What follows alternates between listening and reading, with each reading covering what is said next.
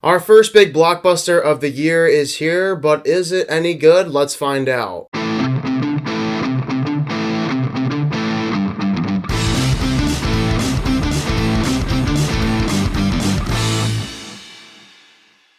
Godzilla vs. Kong comes from director Adam Wingard and stars Millie Bobby Brown, Rebecca Hall, and Alexander Skarsgård. The movie is the climax of the first three Monsterverse films where we see Godzilla go face-to-face with King Kong. This was one of my most anticipated movies of 2020 until it got delayed all the way to 2021. Originally, this movie was supposed to come out a year ago, and then there were all these issues with production, I assume, just like how so many other films in Hollywood every single year go through production problems. This film was no different. But if anything, I think the Monsterverse is very entertaining. You guys know that I love the first Godzilla. I think Kong Skull Island is a heck of a good time, and even King of the Monsters has some fun moments. As a kid too, I remember watching the original King Kong vs. Godzilla, and I probably watched it a good 10 to 20 times. It never got old. That movie was a big part of my childhood, and I'll never forget about it. So obviously I had some higher expectations for Godzilla vs. Kong. We've been waiting for this movie ever since the first film came out in the Monsterverse in 2014.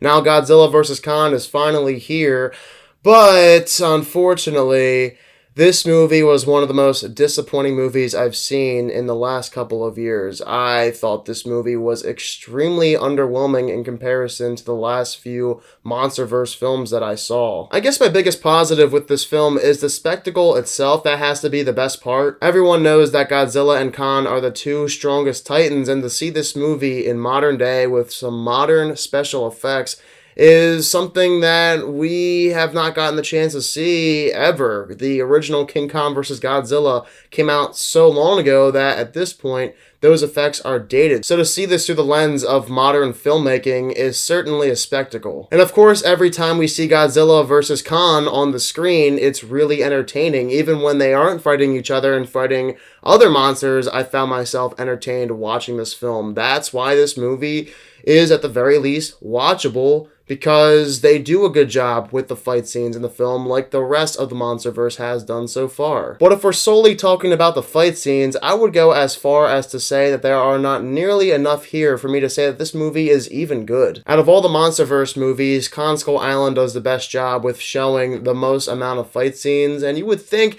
in a film titled Godzilla vs. Kong that about 50% of the film would just be Godzilla vs. Kong, but it's more like 10%, maybe even 5% of the film that shows those epic fight sequences, and the rest of the movie is just, once again, like Godzilla King of the Monsters, boring character scenes. Unfortunately, this time around too, the film is under 2 hours long. It probably clocks in around an hour and 45 minutes without credits. But you would think a film titled Godzilla vs. Kong, this thing would be maybe 2.5 hours. But no, and just like all the other Monsterverse movies, it takes about a half hour for us to really see anything. The first 30 minutes of the film spends all of this time focusing on the human characters and them trying to figure out the mystery between Godzilla and Kong and their beef. Like in King of the Monsters, when the human characters are on the screen, I just did not care about anything going on. The story here is not interesting enough for me to be entertained. So really, what else is there in this film that I consider salvageable other than the monster fights? Really nothing, because the movie decides to focus so much on the human characters again. Also, it's weird because these movies tend to focus an awful lot on the human characters, and yet there is never any consistency with who shows up in these movies. For instance, in Godzilla King of the Monsters, a big character was Charles Dance, and yet in this movie, he doesn't even show up. There was this end credit scene which led you to believe that we'll be seeing more of Charles Dance in the Monsterverse, but the guy is not in a single second of Godzilla vs. Kong. What bugged me the most about Godzilla vs. Kong, though, is how this film is supposed to be this gigantic spectacle. It's a blockbuster. It's a film that we've all been waiting to see for 7 years now. Unfortunately, though, it is one of the most underwhelming viewing experiences I've had with practically any of the Monsterverse movies. You would think that this movie would at least be a bigger spectacle than the previous film, Godzilla King of the Monsters, and even that film had a bigger spectacle than this one. A lot of that has to do with the very underwhelming finale of Godzilla vs. Kong. It felt oddly similar to the finale of Pacific Rim Uprising, and I without a doubt prefer the other three finales in the Monsterverse over the finale in this movie. Even though we get to see Godzilla vs. Kong, it might last a good 5 to 10 minutes, and that's it. That's all we get. We only see about 5 to 10 minutes in Godzilla vs. Kong's finale of these two going face to face.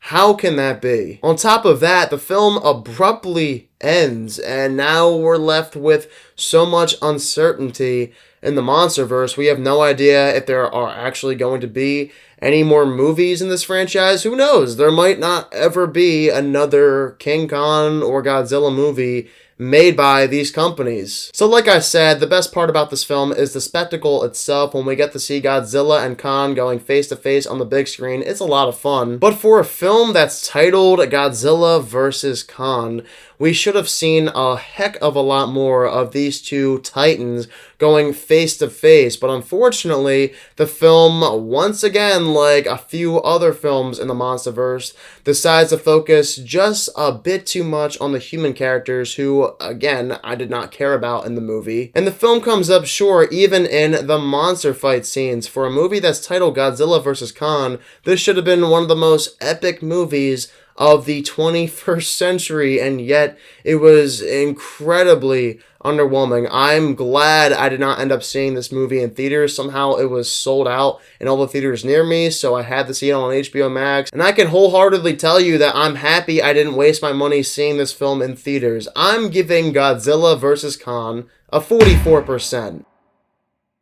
Alright, for those of you guys who also happen to see Godzilla vs. Kong, be sure to let me down below in the comment section what your thoughts are of it. And if you saw the film, did you see it on HBO Max or did you see it in theaters? At the end of the day, I'm just disappointed that this movie didn't even come close to the expectations that I had initially for the film before watching it. And now that I know that this is one of the most disappointing movies of the last decade, I guess I don't really have any hope for the Monsterverse anymore. Next up, guys, I will have my ranking of all 4 Monsterverse movies. Get ready for that video later this week. And as always, if you are new to my channel, click that subscribe button and give this video a thumbs up if you enjoyed it. Thank you all so much for watching this video, and I hope you all have a fantastic day.